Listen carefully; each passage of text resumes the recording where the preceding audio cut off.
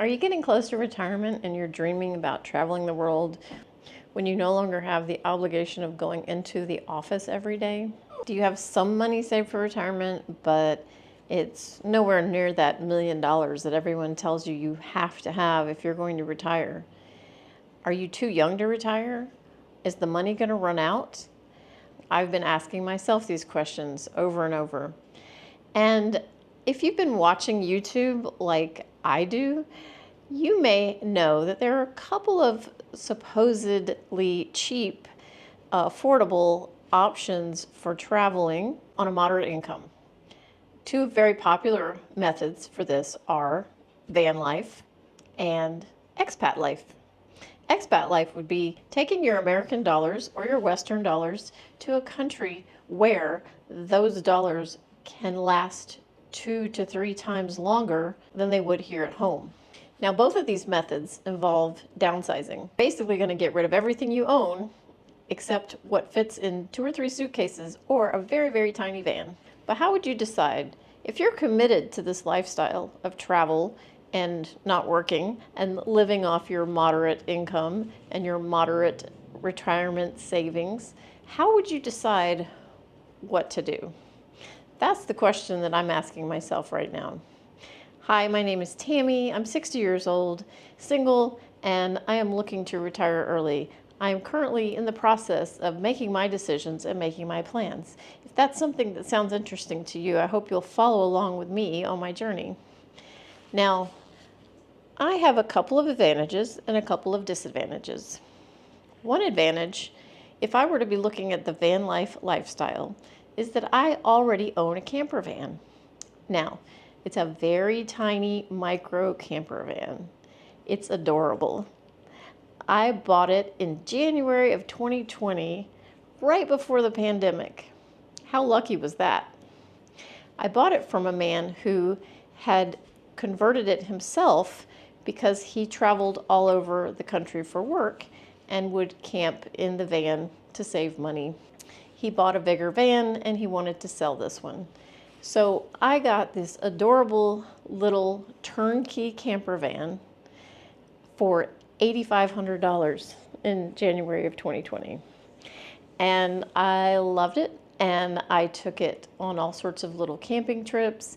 And then in late 2020, I set off for a 6-week road trip, and I traveled from Florida all the way to Nevada, and I visited a lot of national parks on the way. And I continued to make good use of the van, camping just locally and in the general area.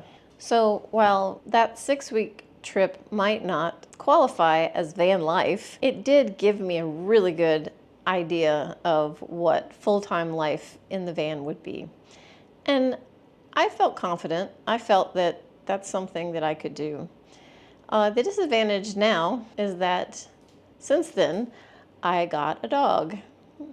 And luckily, he's a little dog, but all of the practical issues that come with traveling in a van with a dog really have me worried that this is not a lifestyle that I would be able to maintain.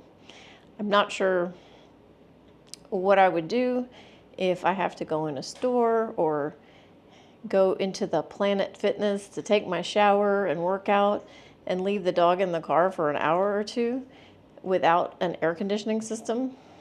Obviously, I could travel to places that had temperate weather and just follow the weather to make sure that I never put him in a situation that was unsafe or uncomfortable. The one advantage that I have is that I do already own this adorable little camper van, and I could load her up tomorrow, throw the dog in the van, and we could take off across the country, and it would be challenging, it would be minimal, but everything is in that van that I would need to really live if that were the choice that I made.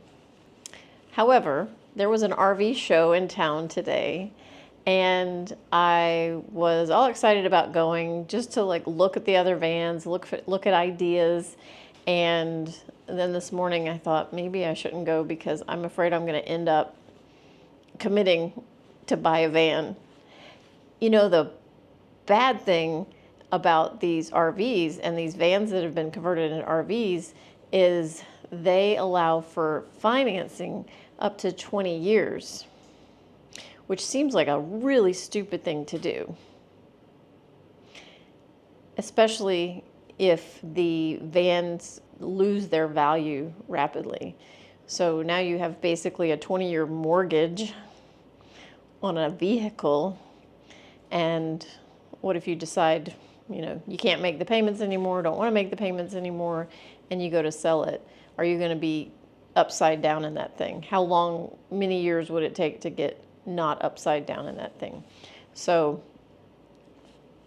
I did go to the RV show. I'm glad I went. It was some cool things there. I looked at the other vans, and they all have price tags of like $189,000, $200,000, and it's just insane. It's ridiculous. But they're nice. They're really nice, and they say, oh, you could get this for $700 a month, $800 a month, $900 a month. And if that was your only home and your only expense, that's pretty darn affordable. I wandered back to the Winnebago Travato line, and they were selling some new ones for $120,000, and they have generators on board that would kick in and turn on the AC at any time that was needed. And of course, the salesman has a little dog, and they travel and camp with the dog, and the dog's always very comfortable in the van. So I really started thinking that might be an option. I could put down a good amount of money on it so that I wouldn't be upside down in it. And after a couple of years of van life travel, I could sell it and then move overseas. While the salesman was very compelling and the van was very beautiful, and I was working out in my head how I could actually make it happen, I said, "You'll be here tomorrow, right? Let me take your card." And then I left the RV show. So now that I'm home, it just seems like a ridiculous idea because I already own a van. I know that if I were to just do van life for 3 months and then decide, yeah, that's good, I'm done, then at least I'm out nothing. And everything is figure-outable. I could figure out a way to keep the van cool, like follow the weather to keep Toby comfortable. So no, I did not buy an RV today, nor commit to doing so. Which takes us to the discussion of expat life.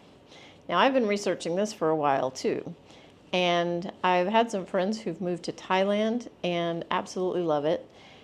And since I had never been to Thailand before, I took a trip to Thailand in December and went with a tour group and met some expats who've been living there for many years and tell me it's all true. It's amazing. You should do it. Don't even think about it. Just pack up and move. And I might just do that. I have a lot of things I have to get in order first. Obviously, I have to decide how long to continue working, when I can reasonably turn in my retirement resignation and start living off my savings and my retirement.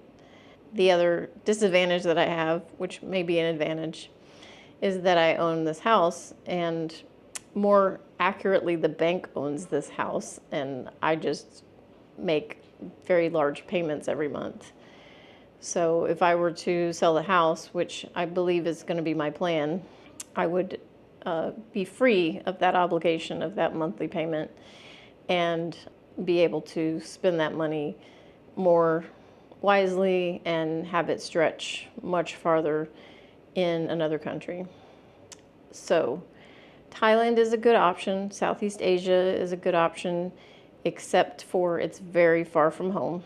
So if I get over there and I need to rush home suddenly for an emergency, I have my dog to think of. It's a little complicated bringing animals back into the US or even into other countries, and it's expensive. It's probably at least $2,000 round trip to go from the US to Southeast Asia, depending on your flights. So I'm still considering other locations. Mexico is very popular with expats, and I've never really been to Mexico, believe it or not. I have a trip planned in April to explore some of the areas in Mexico, probably the Merida and Tulum area. And I know that's just a fraction of the options, but at least it would give me an idea of the culture and the environment and give me a better idea of if that was something that would be interesting to me as far as a retirement home. Oh, that sounds bad. An area that it would be enjoyable for me to live, where I could find like-minded people, where I could have community, where I could live affordably and make my dollars stretch much further than it would here at home with a too expensive mortgage. So those are the two options that I'm looking at right now. What options are you looking at?